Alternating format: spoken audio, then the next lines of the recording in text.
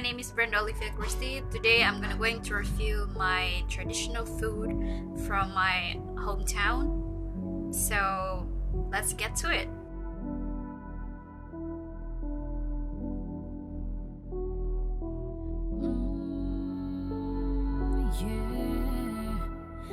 So the traditional food that I want to review today names PEN PASU.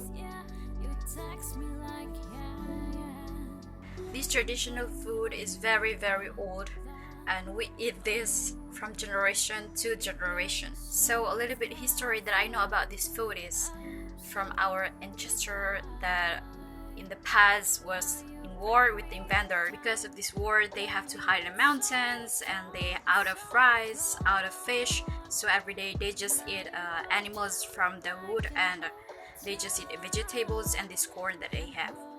As we know that the vegetables is good for our health and our bodies, so I recommend this food, this traditional food, because it's easy to make and it's good for health. This is the food. The red one is the side dishes of this food. It contains tomatoes, onions, and a little bit of chili and vegetables, corn of course, peanuts, some kind like that. And this is the dessert. I chose two fruit here, melon and guava, and I know it's really good for our health too. So this is the food. Right now I'm gonna go into review how it tastes. Actually it's incomplete, but I try my best to make this food, so this is it. Let's eat.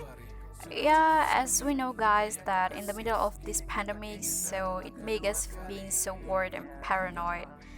Yeah, that's why we must eat healthy foods, wash our hands always before eat and before we touch any foods or something clean, use hand sanitizer every minute, stay away from a lot of people, drink much water, use a mask when you're gonna go into outside.